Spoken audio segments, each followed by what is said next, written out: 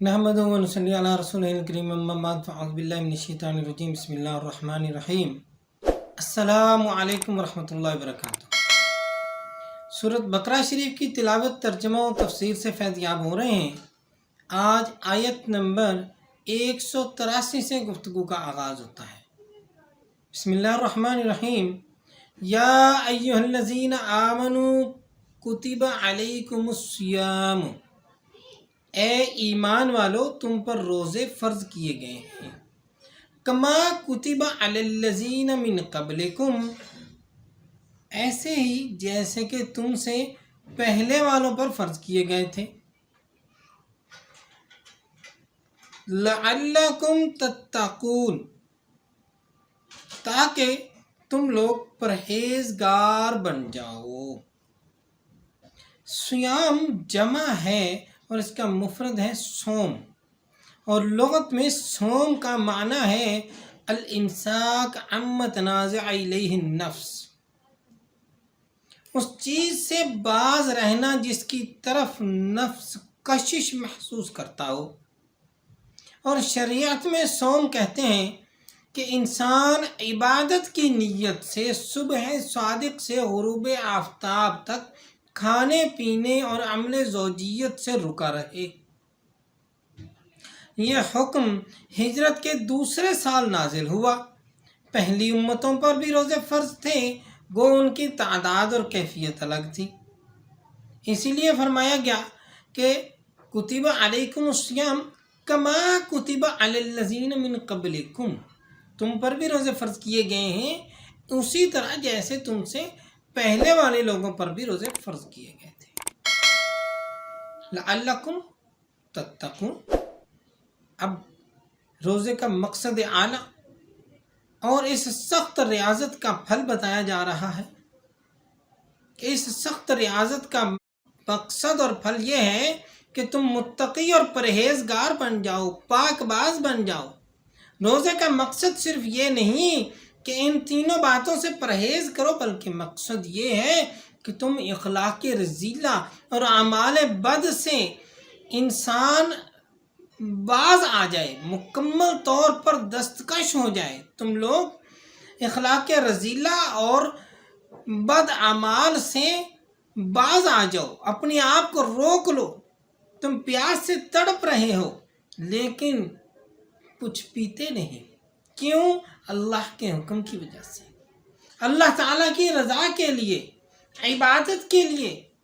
تم بھوک سے بیتاب ہو رہے ہو، تمہیں کوئی دیکھ بھی نہیں رہا، انسانوں میں سے تمہیں انسانوں میں سے کوئی دیکھ بھی نہیں رہا۔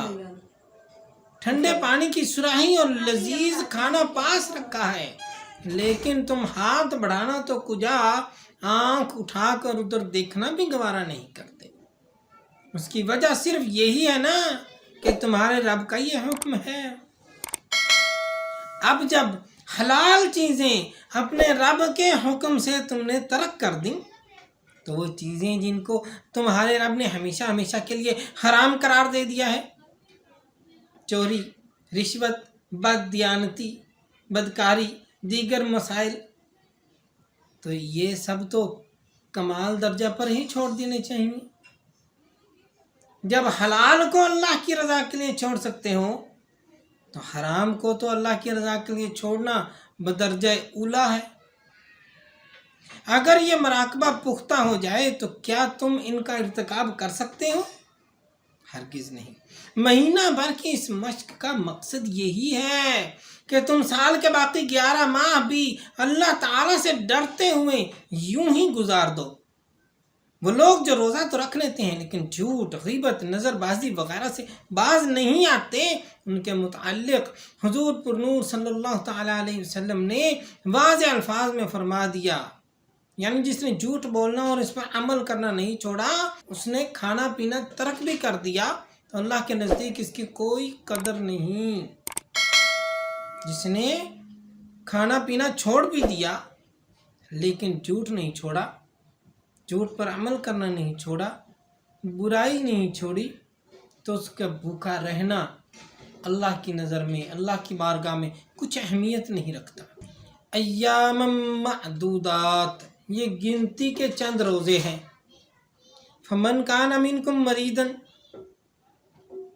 جو تم میں سے بیمار ہو، او علی سفر، یا سفر میں ہو، فعدۃ من ایام اخر، تو اتنے دنوں کے روزے دوسرے دنوں میں رکھ لے، اتنے دنوں کے روزے دوسرے دنوں میں رکھ لے یا رکھے، یوں کہنا چاہیے، ٹھیک ہے۔ مریض اور مسافر کو اس حکم سے مستثنی رکھا گیا ہے۔ مریض سے مراد وہ شخص ہے کہ اگر روزہ رکھیں تو اس کو ہلاکت کا خوف ہو، اس مرض کے بڑھ جانے کا خطرہ ہو، اور سفر سے مراد احناف کے نزدیک 3 روز کا سفر ہے جس کا اندازہ 36 کوس یا 54 میل ہے۔ خواہ آپ اتنی مسافت آج 1 گھنٹے میں طے کر لیں، خواہ واقعتاً میں 3 دن لگتے ہوں، جب اتنے سفر پر یعنی 54 میل، کلومیٹر نہیں، 54 میل کو کلومیٹر میں کنورٹ کیا جا سکتا ہے، 54 میل کے سفر کی نیت سے سفر شروع کر دیا تو اب وہ روزہ افطار کر سکتا ہے، اجازت ہے۔ اور اگر بعینہ ہی الفاظ قرآن پر توجہ کر دی جائے، فعدۃ من ایام اخر، تو اتنے دنوں کے، یہ روزے گن لے بعد کے دنوں میں، یہ روزے بعد کے دنوں میں گن لے، بعد کے دنوں میں رکھ لے۔ گویا ایک طرح سے اس کے اندر امر کی کیفیت پائی جا رہی ہے۔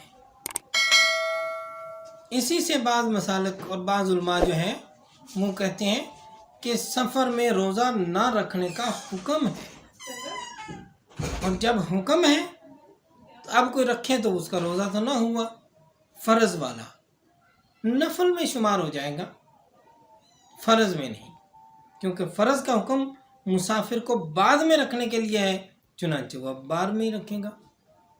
بیماری اور سفر سے جتنے روزے نہ رکھ سکیں تو صحت یاب ہونے کے بعد اور سفر سے واپس آنے پر ان کی قضا دینا فرض ہے۔ مریض اور مسافر کو روزہ نہ رکھنا افضل ہے، لیکن اگر روزہ رکھے تو بہتر ہے۔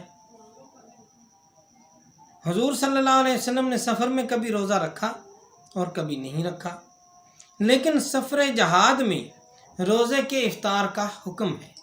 فتح مکہ کے موقع پر حضور صلی اللہ علیہ وسلم نے صحابہ کرام کو حکم دیا، آج جنگ کا دن ہے، روزے افطار کرو، کوئی روزہ نہیں رکھے گا۔ اس کے ساتھ ہی آج کی نشست اختتام پذیر ہوتی ہے۔ اجازت چاہتے ہیں۔ السلام علیکم ورحمۃ اللہ وبرکاتہ۔